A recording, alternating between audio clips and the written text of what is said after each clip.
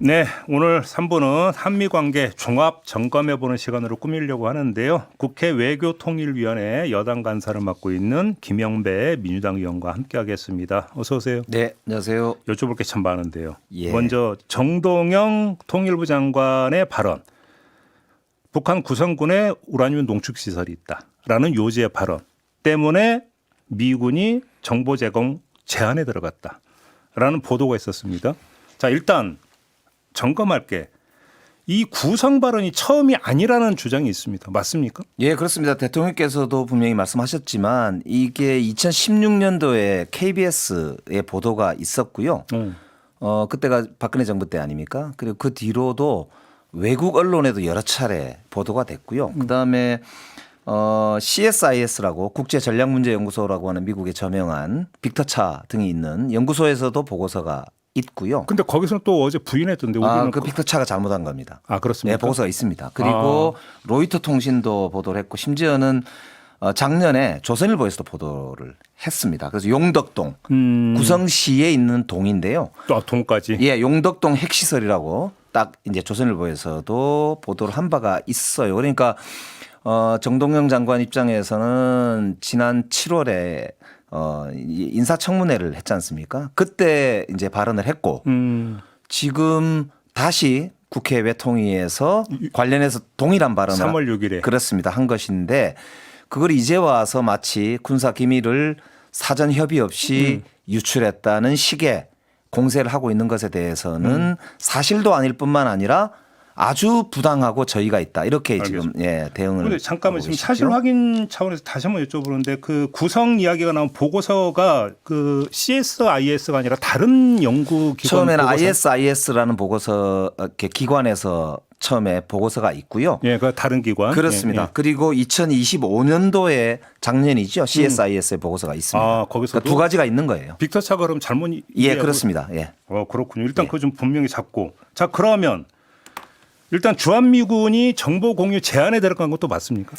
예, 일부 지금 그런 것 같고 이게 이제 어제 오늘의 일이 아니고요. 가끔씩 예를 들면 이제 북한에서 미사일을 쏠 경우에 미군 당국이나 정보 당국에서도 평가를 하지만 북한 관련해서는 우리 군 당국이나 정보 당국의 평가나 분석이 정확하거든요. 네. 그렇기 때문에 상호 이제 정보 그렇죠. 교류를 하는데 우리도 뭐 휴민트 정보도 제공하고 그렇습니다. 가끔씩 이제 우리가 언론 브리핑을 하는 과정에서 미국이 민감한 정보가 포함이 돼 있다고 할 경우에는 항의도 들어오고 이제 그럴 때 보면은 그럼 제공하는 정보를 일부 서로가 제한하면서 약간 찌글딱뽀글딱거리기도 합니다. 그러니까 그러면 이번 건에 대해서 정보 제공 제한에 들어간 게 언제였어요? 그 시점이. 그거는 뭐 사실 정보 당국 간의 일이기 때문에 뭐 구체적으로 확인하기는 조금 곤란하고요. 왜 여쭤보냐면 최근에 이제 그런 이야기가 있었다는 건데요. 이게 제가 알기로는 2016년도에 아까 말씀드린 대로 KBS에서 구성시에 핵시설이 있다는 보도가 난 이후로 그 뒤로 여러 차례에 걸쳐서 최근까지 포함해서요. 예. 이제 관련해서 정보가 미국으로부터 죄송합니다. 제공이 됐다고 하고요. 그리고 그것 관련해서도 또 우리 휴민트들을 통해서 당연히 우리 쪽의 정보도 미국 쪽에 제공이 됐지 않겠습니까? 그러니까 그런 이제 과정이 쭉 그동안 쌓여 있었고요. 이게 어제 오늘에 갑자기 생긴 일이 아니기 때문에 이 문제는 약간 실제로 불거지는 게 다른 좀 이유가 있지 않나 아니 제가 그래서 여쭤보는 싶습니다. 거예요. 예. 그 정동현 장관의 발언이 뭐 요 며칠 사이에 나온 게 아니라 3월 6일에 국회 외통위 나가서 했던 발언이잖아요. 그렇습니다. 그러면 그때부터 그러니까 정보 공유 제한에 들어간 건지 아니면 최근 인지에 따라서 미국의 의도가 달라지는 거잖아요. 그 뒤에 이제 일부 보도 보면은 미국의 국무부에서 뒷손부리 차관보가 왔을 때도 약간 관련해서 뭐 한국 측에 의사진들이 있었습니다. 약간 항의성 문제 제기가 있었다는 이야기가 있는데 예. 뭐 구체적인 이야기를 다 확인하기는 어렵습니다만 기류로 봤을 때는 약간 이야기가 왔다 갔다 한 건 사실인 것 같아요. 지난달에 왔었던 그런 것 같습니다. 그리고 그 이외에도 이제 이야기들이 있는데 이게 그 발언 자체 때문에라기보다는 제가 보기에는 최근에 이제 미국과 우리 전 세계가 사실은 다 새로운 관계를 맺고 있지 않습니까? 그렇죠. 그러니까 이제 예를 들어서 이란 전쟁뿐만 아니고 나토에 대해서도 지금 미국에서 나토를 네, 탈퇴한다 네, 만다 네. 이야기가 나올 정도로 이렇게 그럼 같은 맥락이라고 보세요. 그렇습니다. 그래서 저는 새로운 뉴노멀을 전 세계가 겪고 있다. 그렇다. 그래서 미국 당국과 한국이 이제 뭐 어제도 브런슨 사령관이 미국 상원 군사위원회에서 이제 전작권 전환 관련된 이야기를 포함해서 몇 가지를 이야기를 했던데요. 새로운 어찌 보면은 뉴노멀 그야말로 한미동맹의 새로운 차원으로 좋게 말해서 관계 재정립. 그렇습니다. 그러니까 그런 이제 진행 과정에 있다. 이렇게 보는 게 제가 볼 때는 타당할 것 알겠습니다. 같습니다. 근데 하나 좀 더 점검할게. 정보 공유에 제한이 들어갔다라는 것은 내밀한 정보거든요. 근데 이게 특정 언론, 특정 기자에 의해서 보도가 됐어요. 자, 그러면 어떻게 흘러갔느냐, 그 사실이. 이게 지금 경위가 밝혀져야 되는 거 아닌가요? 사실은 저도 청와대 근무를 했기 때문에 그것도 네. 민정비서관을 제가 했지 않습니까? 저는 직관적으로 딱 그때 이거는 우리 국내에도 약간 소스가 있겠구나. 그러면 언론 플레이 아닙니까? 예. 그래서 약간 오히려 정부 입장에서는 국내에서도 그 부분도 한번 점검이 필요하겠구나 싶었고요. 소스가 국내일 수가 있다. 그래서 이제 행정부 내에서는 물론 그렇습니다. 왜냐하면 이제 통일부는 통일부의 역할을 하는 것이고 그렇죠. 그렇죠. 국방부는 국방부 역할을 하는 것이고 대통령은 또 대통령의 종합적인 판단이 있는 거지 않습니까? 그래서 참모라는 거는 늘 자기 색깔을 내게 돼 있는 거기 때문에 네. 자기 임무를 충실하게 하는 건 뭐 당연한 거 아니겠어요? 예, 그러니까 예. 뭐 때로는 논쟁이 있을 수 있고 이견이 있을 수 있는 것이고요. 또 국가 전략이라고 하는 것이 요즘은 하도 세상이 빨리 변하기 때문에 하나가 뭐 옳다고 우리가 얘기할 수는 없는 거 아니겠습니까? 그러니까 통일부 장관의 주장이 과할 때도 있겠지만 또 상당히 참고를 해야 될 때가 있거든요. 그렇기 그렇죠. 때문에 저는 이 문제는 그냥 갈등이다 이렇게만 볼 게 아니라 특히 국민의힘처럼 이걸 뭐 이적행위다 경질하라 이렇게 얘기하는 거야말로 저는 진짜 경강부회를 넘어서서 이건 국익을 해치는 행위예요. 하나만 확인해 주세요. 예. 주한미군 사령관이 국방부에 항의를 했다라는 어제 주장이 야당에서 나왔는데요. 그러니까 국방부는 그거는 사실 무근이라고 했고. 예, 사실이 아닌 것으로 국방부에서 공식 발표를 했지 않습니까? 그러니까 제가 국방부 측에도 확인한 결과가 사실이 아니라고 합니다. 아니고. 다만 이게 이제 언론 보도상으로 여러 차원에서 볼 때 미국 측에서 그런 이제 약간 문제 제기가 있다는 거 그 자체는 뭐 제가 볼 때는 그런 게 있는 것 같긴 합니다. 근데 여기서 그러면 중간 정리가 필요한 게 의원님의 말씀을 받아서 이야기를 하면 그래서 그 행정부 안에서도 이견이 있을 수 있죠. 그렇습니다. 부처 간에도 이견이 있을 수 있고. 예. 근데 그러면 그건 균형을 위해서도 어찌 본다면 필요한 것일 수도 있어요. 그런데 그게 내부적으로 조율되고 정리가 되지 않고 일종의 언론 플레이성으로 공개가 됐다. 그래서 다시 국내적으로 논란을 키워버렸다라고 하는 것은 이건 차원이 다른 이야기거든요. 그러니까 그건 이제 확인해 봐야 되는 거죠. 네. 확인해 봐야 되는 거라서 그런 점도 조심스럽게 우리가 한번 점검해 볼 필요가 있다. 이렇게 취지로 말씀을 드린 것이고요. 예. 특히 이제 지금 우리가 수출 국가 입장에서 이게 이제 한반도의 평화뿐만 아니라 우리가 미국과의 한미 동맹을 새로운 차원으로 이제 도약시켜내는 거는 굉장히 중요한 전략적 과제 아니겠습니까? 예, 그러니까 예. 대통령께서도 이런 문제에 대해서 분명한 원칙적 입장을 지금 견지하고 계시고 다만 우리 각 부처들이 지금이야말로 정말 이견이 있더라도 열심히 조율하는 그런 이제 노력이 필요한 시점이고요. 저희들도 그래서 국회에서 이 문제는 이 차제에 좀 더 이제 잘 조율된 입장 정리 이런 거를 위해서 좀 더 노력할 생각입니다. 알겠습니다. 그 지금 뭐 이래서 제이비어 브론슨 주한미군 사령관의 지금 미국 의회 발언이라든지 이런 것들은 이제 어떤 또 국방과 관련된 것이기 때문에 네네. 아까 큰 틀에서 이제 그 의원님이 이제 그 맥락은 정리를 해주셨으니까 더 질문은 안 드리겠고 이건 또 외교부와 직결되는 문제이기 때문에 쿠팡 관련해서 네네. 김범석 의장에 대한 뭐 수사 체포 이런 걸 안 해야 고위급 안보 협의가 이루어질 수 있다라는 요구가 들어왔다. 라는 보도가 어제 있었습니다. 혹시 관련해서 파악하신 내용이 있었어요? 저도 그 보도를 봤는데요. 예. 아마 한미 간에 아주 고위급 간에 만약에 이야기가 있었다면은 바로 확인하기는 조금 뭐 그럴 수 어렵긴 한데요.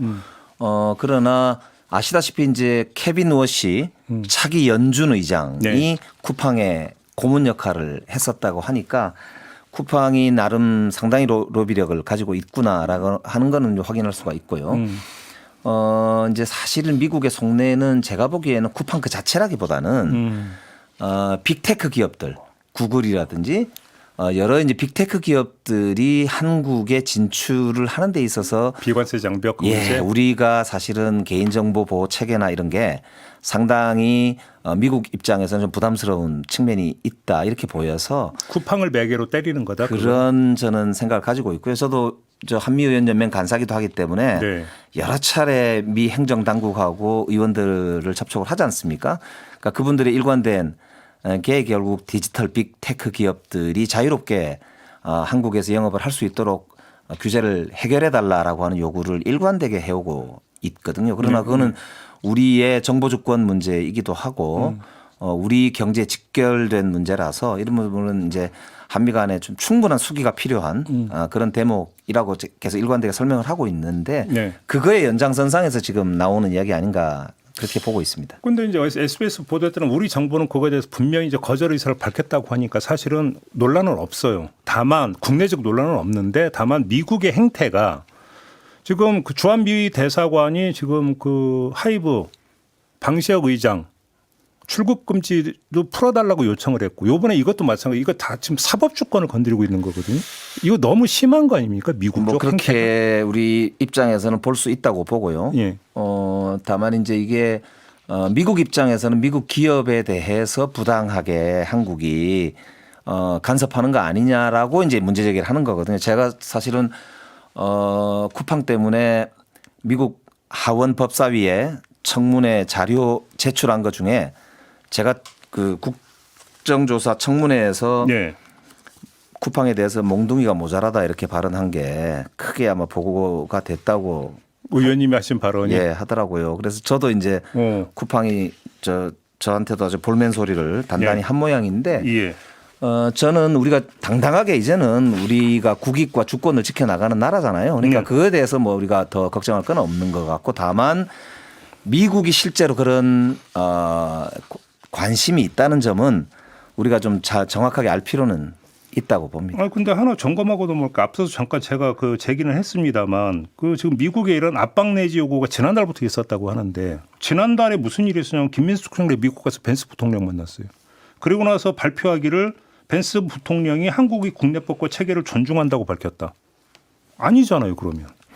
그러니까 이거는 이제 미국도 보면은 JD 벤스 부통령이 하는 말과 실무진이 하는 말이 다를 수 있거든요. 특히 이제 미국 같은 경우는 요즘 가장 크게 문제가 되는 게 워싱턴 이스태블리시먼트라 그래서 워싱턴에 있는 기득권자들에 대해서 트럼프 대통령이 문제 제기를 많이 하고 거기에 대해서 기득권이라고 엄청 공격하면서 기존에 있는 미국 시스템을 지키는 관료 체계에 대한 불만을 노골적으로 드러내고 있는데 미국의 관료 체계 내에서 보자면 미국 기업을 좀 옹호하고 네. 미국 기업을 이렇게 잘 지키려고 하는 혹은 뭐 안보 주권을 자기들이 주도권을 가지려고 하는 이런 습성들이 당연히 있는 거 아니겠습니까? 이거하고 당연히 지도부하고는 의견이 일정하게는 괴리될 수 있다 이렇게 볼 수 있으니까 제가 볼 때는 정확한 거는 뭐 총리한테 한번 여쭤봐야 확인해 봐야 될 것 같습니다만 제가 보기에는 뭐 그 총리가 이렇게 없는 말을 하시는 것 같지는 않은데요. 근데 의원님 말씀이 너무 방어적으로 들리는 게 솔직히 말씀을 드리면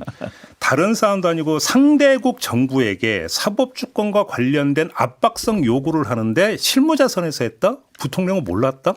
말이 솔직히 좀 성립되기 어려운 상황 아닙니까? 그런데 이제 미국 국무부나 이렇게 외교 현실을 보면 네. 아무래도 일일이 다 보고를 하지는 않잖아요. 그러니까 근데 이제 펜스 부통령 스스로가 지금 총리 만나서 쿠팡 문제를 직접 거론을 한 당사자지 않습니까? 그러니까 그게 이제 사법 주권에 문제가 될 정도 수준으로 직접 발언했는지 여부 그 문제는 사실은 아주 중요한 문제라서 예. 그건 직접 좀 확인해 볼 필요는 있겠습니다. 예. 알겠습니다.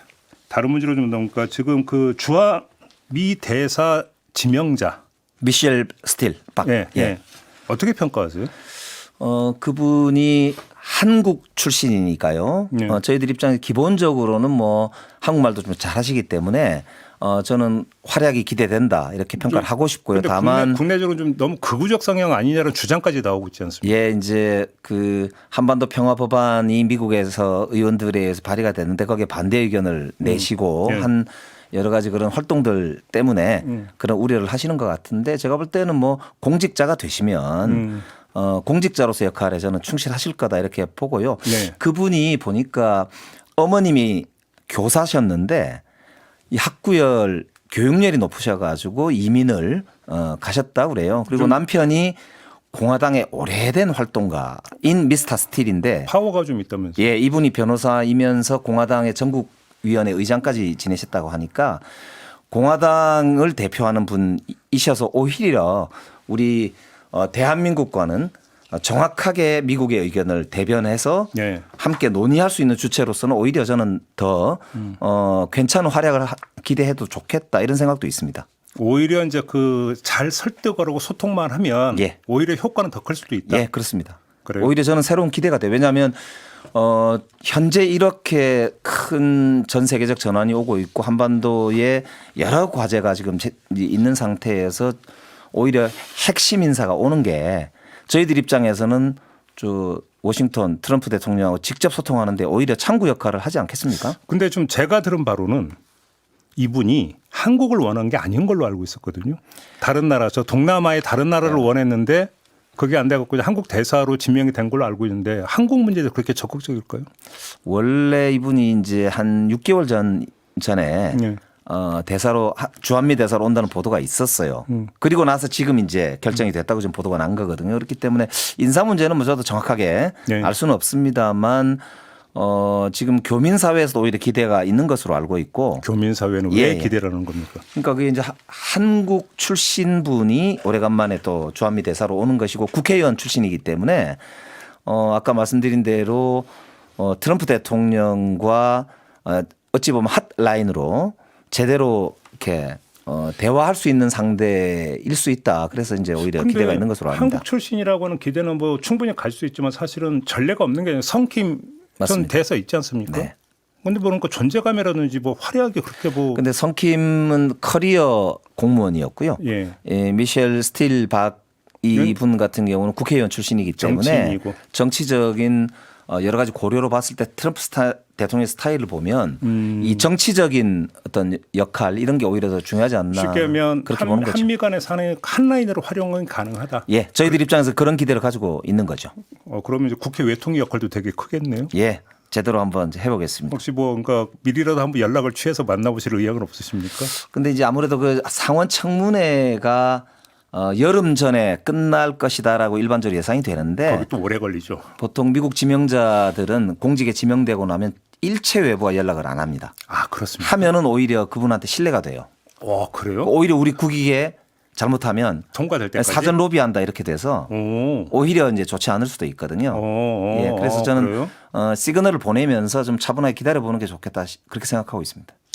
7월경에 저희들이 한미의원연맹 대표단이 미국을 방문할 예정이어서 저도 갈 7월에? 예정이거든요. 예. 그래서 뭐 전후해서 한번 잘 준비를 해보겠습니다. 하나 더 여쭤볼게요. 엊그제 JTBC가 보도한 게 있었습니다.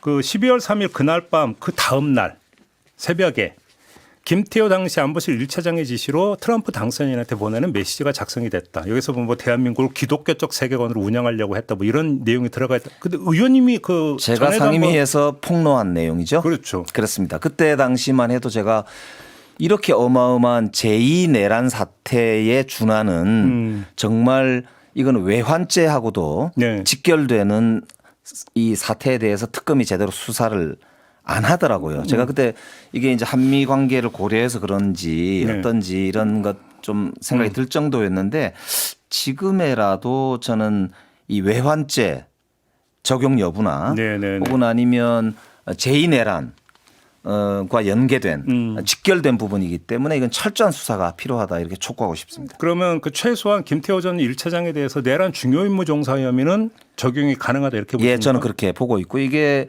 윤석열 대통령의 지시가 없이는 미국 대통령 당선자나 그렇죠. 우방국에 메시지를 보낼 수가 없지 않습니까? 그렇죠, 그렇기 그렇죠. 때문에 이거는 당연히 네. 내란 중요 종사에 해당한다 이렇게 예. 봐야 되고 김태효뿐만 아니라 예. 거기에 관련되어 있는 주요 그 결제 라인은 전부 수사 대상이다 이렇게 봅니다. 그러니까 그때 왜 그 내란 특검이 이게 지금 빠졌는지가 사실 좀 의아할 정도였던 거 아닙니까? 예, 그때 제가 그래서 이건 철저한 수사가 필요하다고 말씀을 드렸었는데도 이 부분이 굉장히 간과되고 넘어갔던 건데 네. 이번에 이제 종합특검에서 예. 다시 지금 살펴보고 있기 때문에 예. 철저하게 수사해 주실 것을 말씀을 드리고요. 특히 이게 그 당시에 자신의 내란이 국내에서 인정을 못 받자 미국에다 로비를 해가지고 자신의 쿠데타를 정당화하고 자신의 이 권력을 연장하려고 했던 예. 것이기 때문에 이거는 정말로 있을 수 없는 제2내란이다. 그래서 그러니까.